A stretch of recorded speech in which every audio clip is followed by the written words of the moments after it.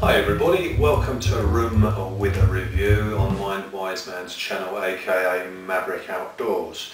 What I'm going to do today is just review two of my small mobile shovels that I've got. One is more like a trowel. It's in a little leatherette pouch. It folds out and you can see the handle sort of spring loads into that bracket. Now this is really good for sort of a cat hole, small latrine on the move. It's stainless steel. Now I got this from in the UK in a pound shop, which of course cost me £1. Now I know these on eBay or mail order on the internet could cost anything from £5 to £7, sort of 7 to 10, 12 US dollars with a pouch. Now I got this, it was in a box, and I think it's generic. Lots of different outdoor companies have exactly the same small fold-up stainless steel trowel, but it just so happened that this was in a box which wasn't a well-known label, albeit it's exactly the same item that I've seen advertised and being sold by some well-known labels and names of outdoor equipment. So I thought that was a result, £1, and I had some leatherette material, same material that I used to make the bag to put my one-man stove in, and basically it was just a strip of material. If I turn it inside out you could see the stitching, but it was just one length of material. I used the shovel as a template, cut round it, folded it over, sewed it round on the machine, made a little bit of a hem round the side, also sewed on some Velcro, and also there's a belt loop on the back, so I can either put it on my belt or put it on any webbing on any kit. And again, this is all just for maybe digging up worms, for fishing, but I've used this a number of times for a small latrine hole, and it really does the job. But there is a bit of a technique. There is a bit of a technique to using it, and it's if you sort of scoop it into the soil, the handle will sort of spring out, as I've done there. So the momentum is you can scoop in, press down, and that comes off. But what I've found is if you just press your thumb just on where the sort of T shape is here, and then your index finger, just keep that pressure. As long as you scoop backwards, the leverage keeps the handle in that little rounded bracket. So again, obviously you're not going to use it to dig massive great trenches, but it's a really handy little tool, and the fact it only cost me £1, brilliant, just what I want. I tend to look around for kit.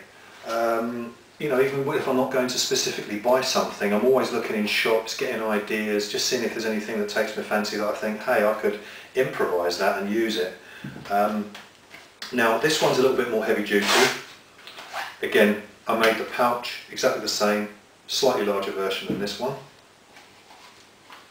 Again, it's got the belt loop on the back, put it on the webbing of a rucksack or your belt. Now obviously this is a little bit heavier, but this is for a bit more heavy duty stuff, and I'll show you the mechanism. It unscrews here, and then the handle opens out. It also releases the hinge for the shovel, and then you can tighten it up, and then it all becomes more rigid, nice and tight. There's no give on the blade. The handle, I would say the only weakest point in the handle is where this sort of rivet bolt goes through, and this is the thinnest part of the structure of the shovel really. But unless you get one that either has a solid, like a military one, which has a static, solid, unmovable handle, then you're going to get this in the majority of shovels anyway. But here I can also, I'll loosen that again, and there's quite a few different variations. I can use it as a pick and shovel, again just tightening that up. I won't tighten it fully, just for demonstration. I guarantee once that tightens up, this doesn't go anywhere, it's totally solid. And either can scrape it to hook it in or use the pick spike of it. Plus as well, I can lever it upright. Just loosen that, so it hang down till I tighten it up.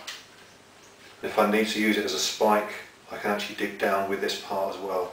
So this cost me, again, I was looking around at sort of the shops that tend to sell a multitude of stuff from cosmetics to garden stuff. A little bit more, slightly upmarket than the pound shop, but again, still a worthwhile place to look to get bits of kit. or or where you can get ideas from.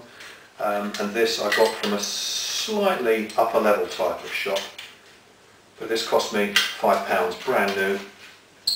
£5, about $7.50. It's got a slightly serrated edge here, so you could, if there's roots you're digging into, you could sort of saw into it a bit. Again, as I say, I've used this, I've used it in stony ground. As long as you hold it solid and you don't let that lever, then this is never going to be a weak point. Because as long as you keep the momentum down, loosen it, and then you can scoop it, there's not too much of a leverage here, and of course this will last longer. As I say, it's well made, it's really solid. It is a bit weighty. I would say it weighs just about 750 grams, something like that. But of course it's horses for courses. This is much more sturdy than what this stainless steel one's going to be. Whereas this one might be for more sort of building big fire pits and just anything else that you might want to need to utilise with a larger shovel. So I'll just loosen that, hinge that back down. So it's loosening this so this screw thread mechanism goes as low as possible. And of course I'm going to hinge the handle back up and then screw it back up.